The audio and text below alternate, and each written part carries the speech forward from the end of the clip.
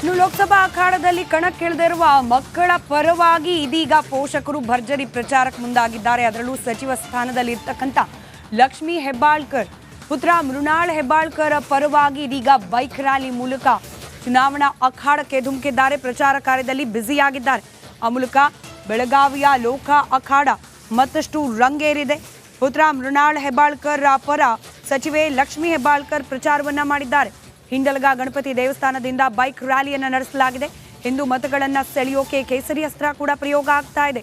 ಕ್ಷೇತ್ರದಲ್ಲಿ ಮರಾಠಿ ಭಾಷಿಕರೇ ನಿರ್ಣಾಯಕವಾಗಿರುವ ಹಿನ್ನೆಲೆಯಲ್ಲಿ ಕಾಂಗ್ರೆಸ್ ಧ್ವಜಕ್ಕಿಂತ ಹೆಚ್ಚಾಗಿ ಕೇಸರಿ ಧ್ವಜವನ್ನೇ ಹಿಡಿದು ಬೈಕ್ ರ್ಯಾಲಿಯನ್ನ ಮಾಡಲಾಗ್ತಾ ಇದೆ.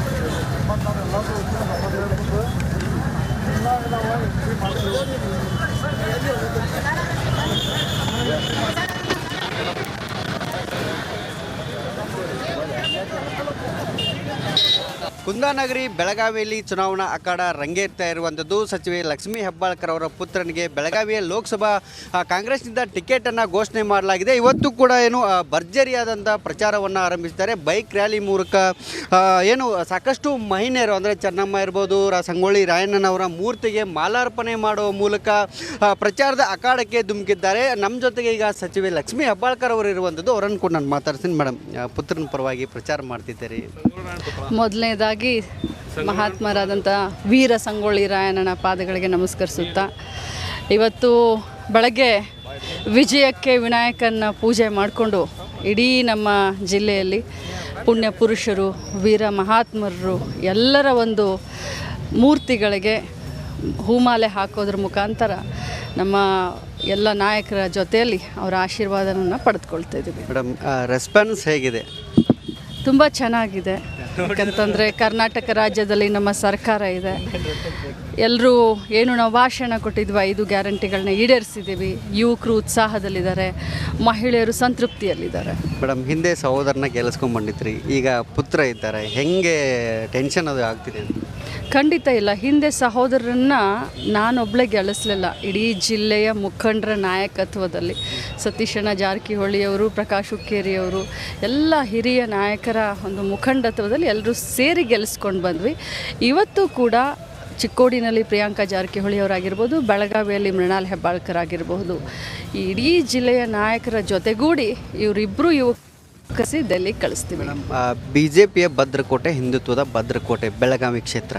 ಈ ಬಾರಿ ಅದು ಬ್ರೇಕ್ ಆಗುತ್ತಾ ಅಂತ BJP ಓಟಕ್ಕೆ? ನೀವು BJP ಸತತ 6 ಬಾರಿ ಗೆದ್ದಿದ್ದಾರೆ ಅಂದರೆ ಅದನ್ನು ಒಪ್ಕೊಳ್ತೀನಿ. ಬಟ್ ಹಿಂದುತ್ವ ಬರೀ ಅವ್ರದ್ದು ಅಷ್ಟೇ ಅಲ್ಲ, ನಾವೆಲ್ಲರೂ ಹಿಂದೂಗಳು. ನಾವೆಲ್ಲರೂ 3,36,00,000 ದೇವತೆಗಳನ್ನು ನಾವು ಪೂಜೆ ಮಾಡುವಂಥವ್ರು. ಯಾವುದೇ ಜಾತಿ ಧರ್ಮ ಅನ್ನದೆ ಬಾಬಾ ಸಾಹೇಬ್ ಅಂಬೇಡ್ಕರ್ ಕೊಟ್ಟಂಥ ಸಂವಿಧಾನ ಮತ್ತು ಬಸವಣ್ಣನವರು ಸಾರಿದಂಥ ಸಮಾನತೆಯನ್ನು ಕಾಂಗ್ರೆಸ್ ಪಕ್ಷ ತನ್ನ ವಾಡಿಕೆಯಲ್ಲಿ ಇಟ್ಕೊಂಡು ನಾವು ರಾಜಕಾರಣ ಮಾಡ್ತಾಯಿದ್ದೀವಿ. ಸೊ ನಾವು ಹಿಂದೂಗಳೇ, ನಾವು ಎಲ್ಲರ ಕೆಲಸವನ್ನು ಮಾಡ್ತೀವಿ. ಆದರೆ ಅವರಿಗೆ ನಮಗೆ ಇಷ್ಟೇ ಅಂತರ. ಅವರು ಸಬ್ಕಾ ಸಾಥ್, ಸಬ್ಕಾ ವಿಶ್ವಾಸ್, ಸಬ್ಕಾ ವಿಕಾಸ್ ಅಂತಾರೆ. ಆದರೆ ಅದನ್ನು ಮಾಡೋದಿಲ್ಲ. ಬಟ್ ನಾವು ನಿಜ ರೂಪದಲ್ಲಿ ಸಬ್ಕಾ ಸಾಥ್, ಸಬ್ಕಾ ವಿಕಾಸ್, ಅವ್ರು ಸಬ್ಕಾ ವಿಶ್ವಾಸ್ ಅಂತ ಕೆಲಸ ಮಾಡಿ. ಮೇಡಮ್, ಕೊನೆಯದಾಗಿ ಏನು ಬೆಳಗಾವಿ BJPಯಲ್ಲಿ ಒಳ್ಳೆಯ ಏನಾದರೂ ಆಗ್ಬೋದು? ಅದ್ರ ಬಗ್ಗೆ ಜಾಸ್ತಿ ನಾವು ಲಕ್ಷ್ಯ ಕೊಡ್ತಾ ಇಲ್ಲ, ಗಮನ ಹರಿಸ್ತಾ ಇಲ್ಲ. ನಮ್ಮ ಕೆಲಸ ನಾವು ಮಾಡ್ತಾಯಿದ್ದು, ಮುಖಂಡರನ್ನ ಕಟ್ಕೊಂಡು ಜನರ ವಿಶ್ವಾಸವನ್ನು ಗಳಿಸುವಂಥ ಕೆಲಸ ಮಾಡ್ತಾಯಿದ್ದೆ. ಮೇಡಮ್, ನೀವು ಚಿಕ್ಕೋಡಿ ಲೋಕಸಭಾ ಚುನಾವಣೆ ಉಸ್ತುವಾರಿ ಆಗಿದ್ದೀರಿ. ಅಲ್ಲಿ ನಿಮಗೆ ಪ್ರಿಯಾಂಕಾ ಅವ್ರನ್ನ ಗೆಲ್ಲಿಸ್ಬೇಕನ್ನೋ ಹೊಣೆ ಇದೆ. ಸತೀಶ್ ಜಾರಕಿಹೊಳಿ ಅವರಿಗೆ ಇಲ್ಲಿ ಮೃಣಾಲ್ ಅವ್ರನ್ನ ಗೆಲ್ಲಿಸ್ಬೇಕನ್ನೋ ಒಂದು ಹೊಣೆ ಇದೆ. ಖಂಡಿತವಾಗ್ಲೂ ನನಗೆ ಚಿಕ್ಕೋಡಿ ಇನ್ಚಾರ್ಜ್ ಇದ್ದೀನಿ, ಸತೀಶಣ್ಣ ಜಾರಕಿಹೊಳಿ ಅವರು ಬೆಳಗಾವಿ ಇನ್ಚಾರ್ಜ್ ಇದ್ದಾರೆ. ಇಬ್ಬರು ಮಾತಾಡ್ಕೊಂಡಿದ್ದೀವಿ. ಇಬ್ಬರು ಪರಸ್ಪರ ಒಂದು, ಅಲ್ಲಿ ನಾನಿದ್ದಾಗ ಅಣ್ಣ ಇಲ್ಲಿ ಇರ್ತಾರೆ, ಅಣ್ಣ ಇಲ್ಲಿದ್ದಾಗ ನಾನು ಅಲ್ಲಿ ಇರ್ತೀನಿ. ಸೊ ಬ್ಯಾಲೆನ್ಸ್ ಮಾಡಿ ಎರಡೂ ಅಭ್ಯರ್ಥಿಗಳನ್ನ ಗೆಲ್ಲಿಸ್ತೀವಿ. ಜೊತೆಲಿ ಅಂಜಲಿ ನಿಂಬಾಳ್ಕರ್ನ ಕೂಡ ಗೆಲ್ಲಿಸೋಕೆ ಪ್ರಯತ್ನ. ನಮ್ಮ ಜೊತೆಗೆ ಮಾವ ಚಂದ್ರರಾಜ್ ಹಟ್ಟಿಹೊಳಿ ಅವರು ಕೂಡ ಇದ್ದಾರೆ. ಅವರನ್ನು ಕೂಡ ನಾನು ಮಾತಾಡ್ತೀನಿ. ಸರ್, ಏನು